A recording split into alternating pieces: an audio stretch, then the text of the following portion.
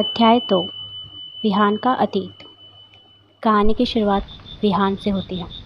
वह अभी-अभी नैना पर गुस्सा उतारकर घर की छत पर सोने आया था।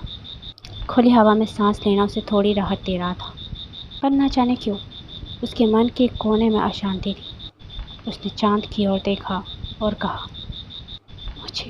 मुझे माफ़ कर दो।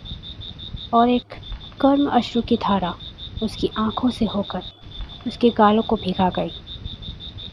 इसके बाद हम विहान की लाइफ का फ्लैशबैक देखते हैं कि पास्ट में उसके साथ क्या हुआ था, जिसकी वजह से वह रो रहा था और वह किसके लिए माफ़ी मांग रहा था। Vihaan Rajput past flashback. College के दिनों की बात है।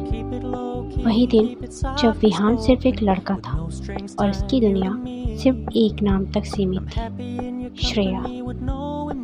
श्रेया मॉडर्न, कॉन्फिडेंट, फैशनेबल और बोल्ड। वो सिर्फ खूबसूरत नहीं थी, बल्कि विहान के सपनों की परिभाषा थी। विहान उस पर फिदा था और श्रेया के बिना खुद को अधूरा मानता था। हर क्लास, हर असाइनमेंट, हर कॉफ़ी ब्रेक सिर्फ उसी के साथ बेहतर लगता था। लोग कहते थे वो दोनों अलग नहीं है, पर विहान के लिए श्रेया ही उसकी परफेक्ट दुनिया थी। श्रेया के साथ विहान ने सपने देखे थे, एक साथ करियर, एक साथ सफ़र, एक साथ ज़िंदगी जीने के सपने। एक रात विहान उससे अपनी फेवरेट जगह ले गया, जहाँ पहली बार उन्होंने दिल की बात की थी। फिर उसने अपनी जेब से वो रिंग निकाली, जो सिर्फ एक वादा नहीं, बल्कि उसके दिल का एक टुकड़ा थी।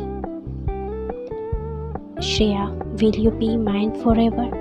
उसकी आंखों में सिर्फ प्यार नहीं, एक पूरी जिंदगी थी।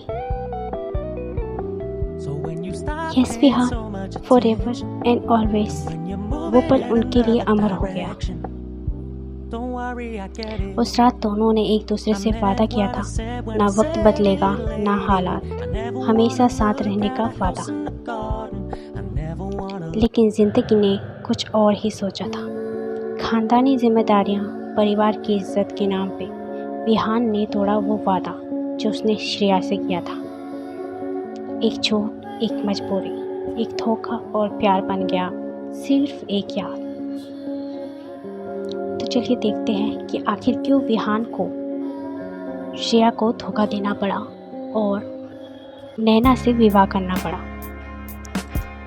उस दिन विहान ने जब अपनी दिल की बात अपने परिवार के सामने रखी तो कुछ यूँ हुआ। उसके माता पिता ने उसकी शादी श्रेया से करने के लिए इनकार कर दिया। तब विहान राजपूत कहता है, आप लोग मेरी खुशी कभी समझने की कोशिश ही नहीं करते। मुझे श्रेया से प्यार है और मैं उसके बिना नहीं रह सकता। जिस पर उसके पिता कहते हैं, मिस्टर राजपूत, प्यार व्यार कुछ नहीं होता, ये सब फिल्मी बातें हैं।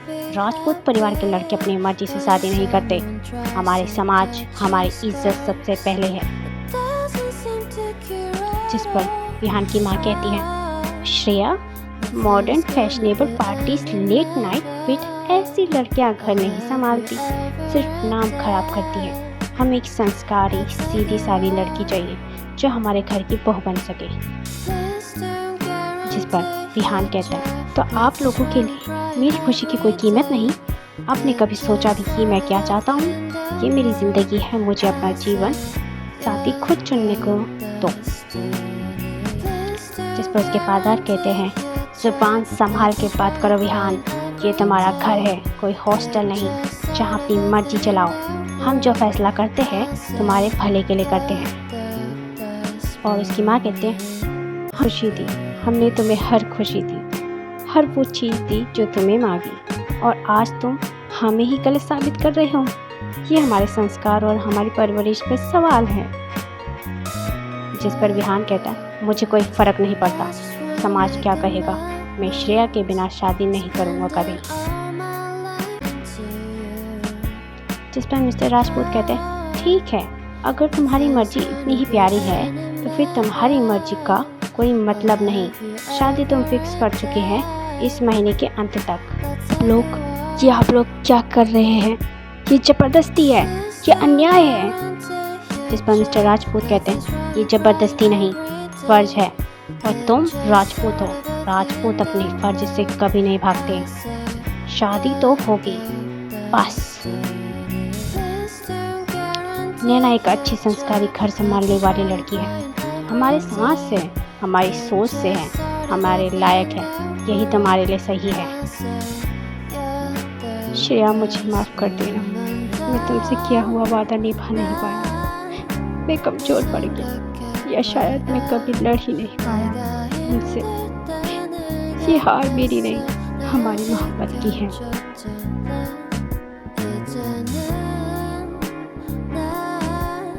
एक फैसला जो मेरे हाथों से नहीं, मेरी किस्मत से लिखा गया।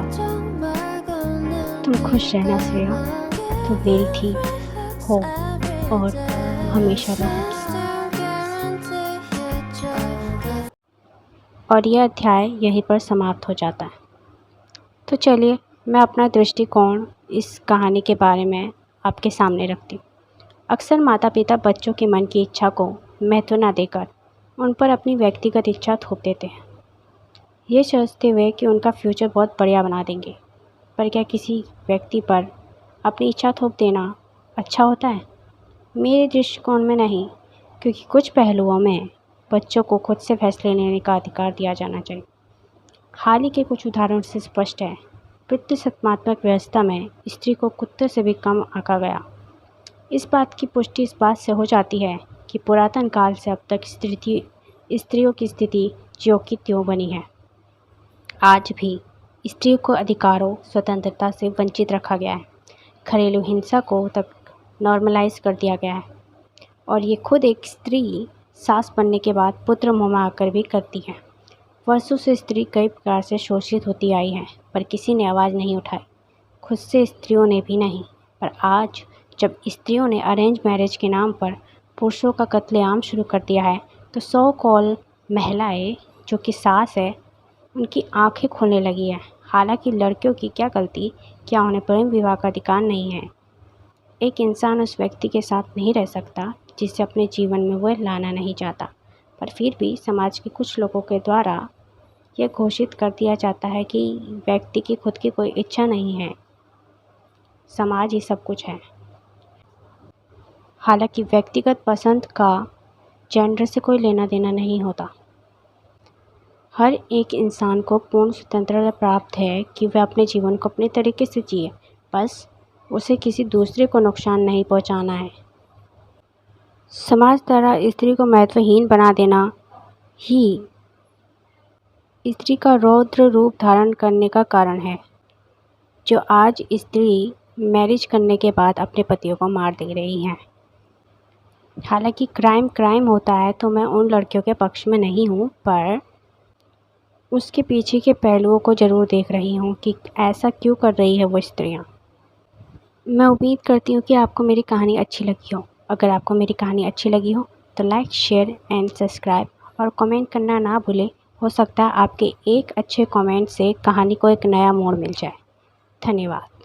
मैं मिलती हूँ आपसे इसके नेक्स्ट एपिसोड के साथ। तब तक के लिए बाय बाय।